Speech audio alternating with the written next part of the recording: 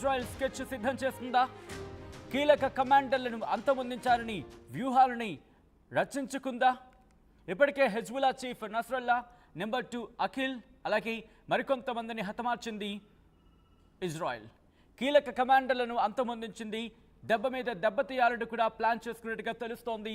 ఈ నేపథ్యంలోనే Hezbollah chief Nasrallah అంత్యక్రియల సమయంలో భారీ దాడులు చేయాలంటూ ప్లాన్ చేసుకున్నట్టుగా ఇటు లెబనాన్కి సంబంధించి హెజ్బుల్లా దగ్గర సమాచారం అందింది. ఈ నేపథ్యంలోని ఎందుకంటే ఆ సమయంలో ఆర్మీ వైమానిక దళం కమాండర్లను అంతమొందించాలని టార్గెట్గా ఇజ్రాయెల్ పెట్టుకుందని, అది ఇజ్రాయెల్ వ్యూహమని హెజ్బుల్లా పసిగట్టింది. దీంతో ఇజ్రాయెల్కు ఏమాత్రం అవకాశం ఇవ్వద్దంటూ కూడా హెజ్బుల్లా ప్లాన్ సిద్ధం చేసుకుంది. తాత్కాలికంగా నస్రల్లా అంత్యక్రియని చేసింది. అంటే సాధారణంగానే ఇక్కడ అంత్యక్రియను ముగించడం జరిగింది. పరిస్థితులు సర్దుమని కాక అధికారికంగా అంత్యక్రియలు నిర్వహించాలని నిర్ణయం తీసుకుంది. మరోవైపు హెజ్బుల్లా ఆయుధ కేంద్రాల లక్ష్యంగా ఇజ్రాయెల్ దాడులకు దిగుతోంది.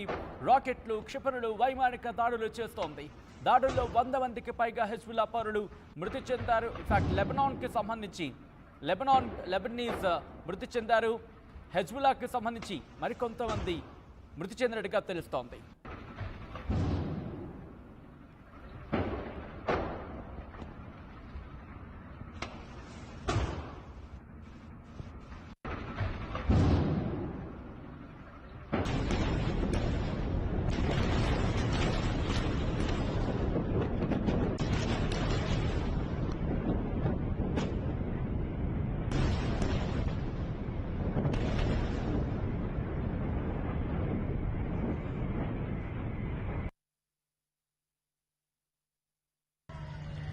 غارات متجددة لطيران العدوان الإسرائيلي على مدينة الحديدة.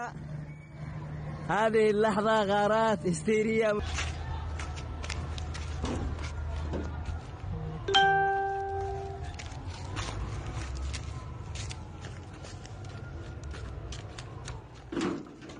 రైట్, లేటెస్ట్ బ్రేకింగ్ అందుతోంది. ఇటు ఇజ్రాయెల్ మీద హమాస్ దాడికి దిగింది. 2 రాకెట్లతో విరుచుకుపడింది హమాస్. ఇక్కడ ఇంట్రెస్టింగ్ డెవలప్మెంట్ కింద చెప్పుకోవాలి. ఎందుకంటే దాదాపు 2 నెలల తర్వాత అక్టోబర్ 7న ఏ యుద్ధాన్ని అయితే ప్రారంభించిందో, ఏ దాడినైతే ప్రారంభించిందో అది సమీపిస్తున్న తరుణంలో ఇప్పుడు మళ్ళీ హమాస్ 2 రాకెట్లను ఇజ్రాయెల్ మీదకు ప్రయోగించినట్టుగా తెలుస్తోంది. దక్షిణ ఇజ్రాయెల్కి సంబంధించి అక్కడ రాకెట్లకు సంబంధించి ప్రయోగం జరిగినట్టుగా కొన్ని వార్తా కథనాలు బయటకు వస్తున్నాయి. సో మొత్తం అయితే మాత్రం ఇజ్రాయెల్కి సంబంధించి ముప్పేట దాడి జరుగుతోంది. ఓ పక్క ఇజ్రాయెల్ హెజ్బుల్లా మీద దాడి చేస్తోంది. హెజ్బుల్లాకి సంబంధించి ఆ దాడులు కంటిన్యూ అవుతున్నాయి. లెబనాన్లోకి వెళ్ళింది. లెబనాన్లోకి ప్రవేశించి అక్కడ వారిని దెబ్బతీసే ప్రయత్నం చేస్తోంది. మరోవైపు హమాస్కు దాదాపుగా 2 నెలలు ఎక్కడా కూడా ఎటువంటి సిచ్యువేషన్స్లో, ఎందుకంటే శాంతి చర్చలంటూ జరిగిన సందర్భాన్ని మనం చూసాం. కానీ ఇజ్రాయెల్కి సంబంధించి ఇరాన్ నిన్న కాక మొన్న ఒక 3 రోజుల క్రితం, నిన్న కాక మొన్న అంటే 3 రోజుల క్రితం 180 నుంచి 200, 250 పైచిలకు రాకెట్లు కావచ్చు, మిసైల్స్ కావచ్చు, వీటిని ప్రయోగించి అక్కడ దాడికి దిగిన పరిస్థితి. ఈ నేపథ్యంలో 12 మంది పౌరులు మృతి చెందినట్లు ఇజ్రాయెల్ స్వయంగా ప్రకటించింది. ఈ నేపథ్యంలో ఇజ్రాయెల్ ఇప్పుడు ఇరాన్తో, హెజ్బుల్లా అంటే లెబనాన్తో, ఇటు హౌతీతో అంటే యెమెన్కి సంబంధించి, అలాగే పక్కన గాజా నుంచి హమాస్తో ఇప్పుడు 4 వైపుల నుంచి కూడా దాడిని ఎదుర్కొంటోంది. ఇజ్రాయెల్ ఒకటే చెబుతోంది, ఇటు ఇజ్రాయెల్ పౌరులకు సంబంధించి హాని తలపెట్టే వాళ్ళని ఎవరికైనా సరే గుణపాఠం చెబుతాం, వాళ్లను అంతమొందిస్తామంటూ కూడా చెబుతున్న పరిస్థితి. ఈ నేపథ్యంలో ఇజ్రాయెల్ తన వ్యూహాన్ని ముందుకు తీసుకువెళ్తోంది. ఇప్పటికే నస్రల్లాను ఇజ్రాయెల్కి సంబంధించి మెయిన్ టార్గెట్గా పెట్టుకుంది. హెజ్బుల్లాకి సంబంధించి నస్రల్లాను హతమార్చింది. నస్రల్లా ఎప్పుడైతే ఇటు పేజర్స్ దాడి తర్వాత వీళ్ళంతా కూడా ఒక చోటకి చేరుతారు అని అంచనాకు వచ్చినట్టుగా తెలుస్తోంది. అంటే పేజర్స్ కమ్యూనికేషన్స్ కనుక తెగిపోతే కేంద్ర కార్యాలయానికి చేరుకుంటారు. ఆ తర్వాత అక్కడి నుంచి కమ్యూనికేషన్ జరుగుతుంది. అక్కడ టార్గెట్ చేస్తే అనుకున్న స్కెచ్ అనుకున్నట్టుగా వర్కౌట్ అవుతుందంటూ కూడా ఇజ్రాయెల్ భావించిన నేపథ్యంలో ఇక్కడ పేజర్స్ ఎప్పుడైతే మానేసాయో వీళ్ళందరూ కూడా సెంట్రల్ ఆఫీస్కి చేరుకున్నారు. బీరెట్కి సంబంధించి, మరి ముఖ్యంగా లెబనాన్కి సంబంధించి అక్కడికి చేరుకుని అక్కడి నుంచి ఆపరేషన్స్ నిర్వహిస్తున్నారు. ఈ నేపథ్యంలో హెజ్బుల్లా చీఫ్ హసన్ నస్రల్లాకు సంబంధించి 28వ తారీఖు 9వ నెల అప్పుడు దాడి చేసి దాదాపుగా దాదాపుగా 7-8 నిమిషాల వ్యవధిలోని ఎన్ని రాకెట్లు ఉపయోగించింది, ఎన్ని పేలుడు పదార్థాలను ఉపయోగించింది, మరి ముఖ్యంగా బంకర్లను డిస్ట్రాయ్ చేయగల సిస్టమ్ని ఉపయోగించిందంటే అర్థం చేసుకోవచ్చు. సో అటువంటి సిస్టమ్స్తో, అటువంటి వ్యవస్థతో ఇటు హమాస్కి సంబంధించి ఇక్కడ హెజ్బుల్లాకి సంబంధించి హసన్ నస్రాల్లాను హతమార్చింది. అయితే ఇదే ఘటనలో ఇరాన్ రెవల్యూషనరీ గార్డ్కి సంబంధించి అబ్బాస్ నిల్ఫరుషన్ని కూడా ఆయన హతమయ్యారు. ఆ దాడిలో ఆయన కూడా మృతి చెందారు. ఈ నేపథ్యంలో ఇరాన్ కూడా గుర్రుగా ఉంది. హసన్ నస్రల్లా మృతితో ఇరాన్ ఇప్పుడు గుర్రుగా ఉంది. ఈ పరిస్థితులు ఇప్పుడు మరింత ఉద్రిక్తతకు దారి తీయచ్చు. ఇప్పుడు హసన్ నస్రల్లాకు సంబంధించి అంత్యక్రియలో భారీ ఎత్తున పాల్గొంటే కనుక ఇజ్రాయెల్ దీన్ని ఆసరాగా తీసుకొని, ఇజ్రాయెల్ దీన్ని అడ్వాంటేజ్ తీసుకొని ఇజ్రాయెల్ దాడికి దిగచ్చు. ఆ దాడి నేపథ్యంలో మరింత వీక్ అయ్యే అవకాశం ఉంటుంది. ఈ నేపథ్యంలోని అంత్యక్రియను నామాత్రంగా చేసింది. మరి ముఖ్యంగా పరిస్థితులు సర్దుమని కాక ఇటు అధికార లాంఛనాలతో అంత్యక్రియలు అంటూ కూడా ఇటు హెజ్బుల్లా భావిస్తున్నట్టుగా తెలుస్తోంది. సో ఈ భారీ స్కెచ్కి సంబంధించి ఎటువంటి సిచ్యువేషన్స్ ఉన్నాయో అర్థం చేసుకోవచ్చు. ఒక్కసారి ప్రస్తుతం ఎటువంటి పరిస్థితులు ఉన్నాయో చూద్దాం.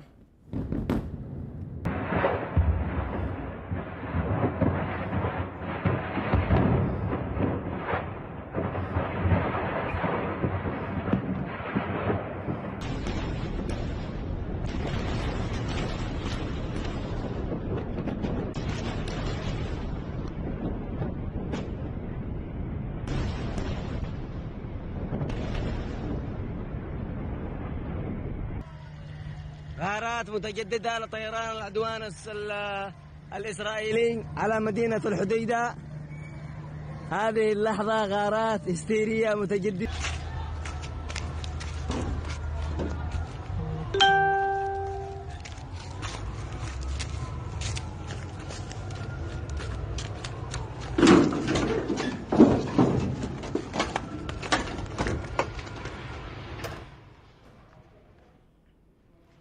బ్రేకింగ్ న్యూస్ చూస్తున్నారు. ఇప్పుడే లేటెస్ట్గా అందుతున్న బ్రేకింగ్ న్యూస్. ఆ డీటెయిల్స్ని వివరించింది. Over the last 4 days the IDF has eliminated 2000+ military targets and 250 Hezbollah terrorists అంటూ కూడా మెన్షన్ చేయడం జరిగింది. అమాంగ్ దెమ్ వాళ్ళలో 5 battalion commanders, 10 company commanders, 6 platoon commanders అంటూ కూడా చెప్పుకొచ్చింది.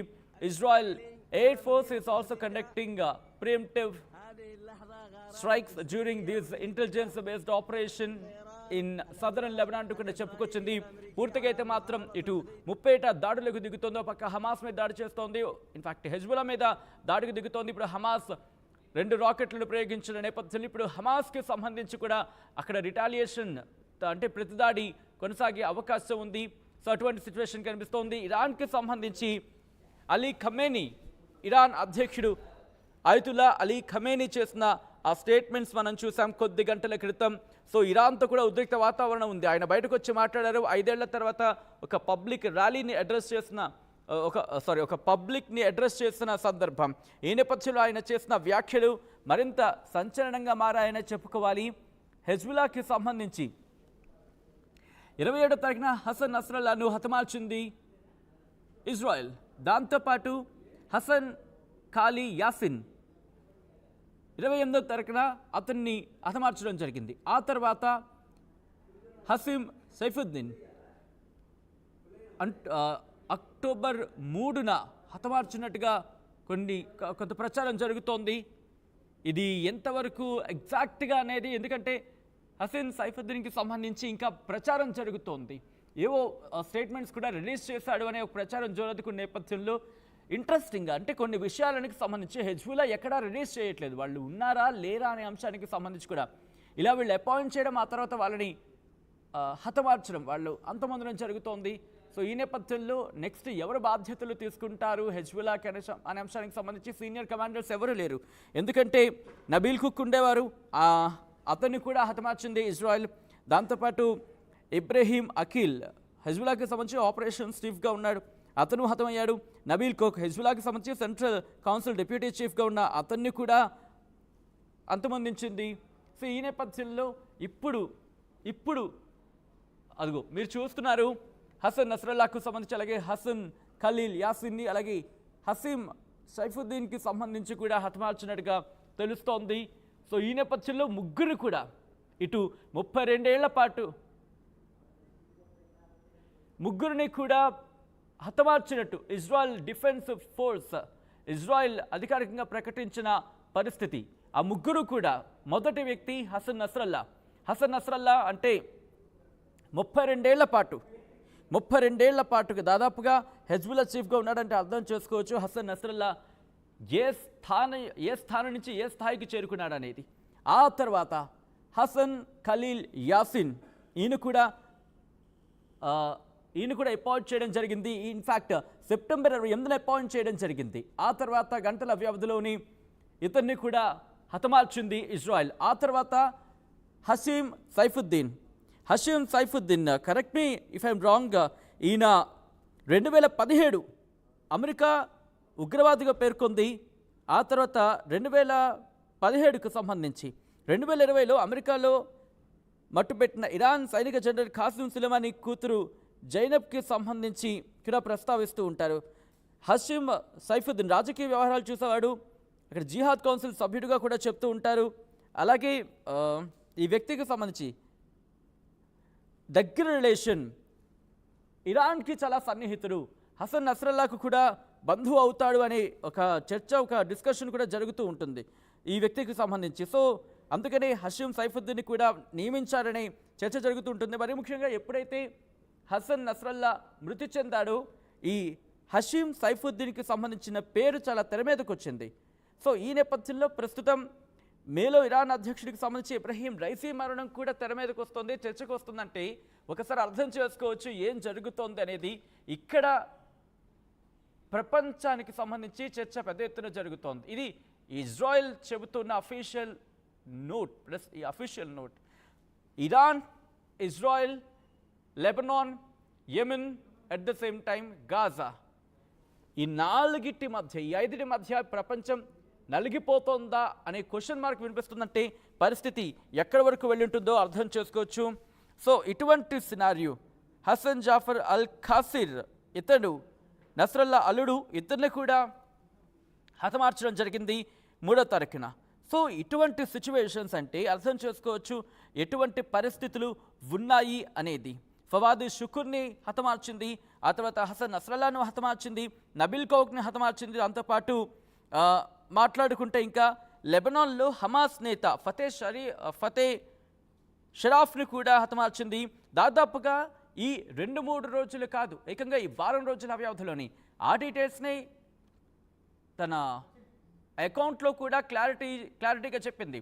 మొత్తం 2000 మంది మిలిటరీని 2000కు పైగా మిలిటరీ టార్గెట్స్ని ధ్వంసం చేసినట్టుగా చెప్పుకొచ్చింది. దాంతోపాటు 250 మంది హెజ్బుల్లా ఆర్గనైజేషన్కి సంబంధించి వాళ్ళని అంతమొందించినట్టుగా చెప్పుకొచ్చింది. ఇక్కడ వాళ్ళలో ఎవరెవరు ఉన్నారనేది మెన్షన్ చేసింది. 5 బెటాలియన్ కమాండర్స్ని, 10 మంది కంపెనీ కమాండర్స్ని, దాంతోపాటు 6 ప్లాటూన్ కమాండర్స్ని, ఇలా కీలకమైన వ్యక్తులని హతమార్చిందని చెబుతూనే ఈ అంశానికి సంబంధించి ఆ డీటెయిల్స్ని కూడా ఇస్తోందంటే అర్థం చేసుకోవచ్చు ఎటువంటి వ్యూహంతో ముందుకు వెళుతోంది, ఎటువంటి వ్యూహంతో ముందుకు వెళ్ళాలని ఇజ్రాయెల్ భావిస్తోందో మనకి క్లారిటీగా తెలుస్తోంది. For the first time, ఇంకొక మాట కూడా చెప్పుకోవచ్చు, for the first time, approx 2 months, there are sirens sounding in southern Israel. Almost a year after October 7th, Hamas is still threatening our civilians with their terrorism and we will continue operating against them అంటూ కూడా Israel చెప్పింది.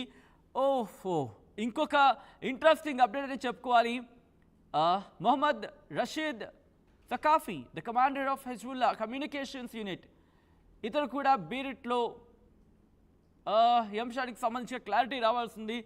Who is responsible for the communication unit since 2000. Skafi eliminated Mohammad Rashid Skafi, the commander of Hezbollah, ఇతన్ని కూడా హతమార్చేసింది Israel. Back to back యుద్ధాన్ని తీవ్రతరం చేస్తోంది. ఒక్కొక్క రిలీజ్ చేస్తూ ఉంటే కనుక ఒళ్ళు గగురు పొడిచే పేర్లే బయటకు వస్తాయనే చెప్పుకోవాలి. హెజ్బుల్లాను, హమాస్ని ఏ విధంగా అయితే అక్కడ ఎలిమినేట్ చేసే ప్రయత్నం చేస్తుందో, అక్కడ 90% మేము మా ఆపరేషన్ని అక్కడ సక్సెస్ చేస్తామంటూని ఇప్పుడు ఇక్కడ వ్యూహాన్ని మార్చింది.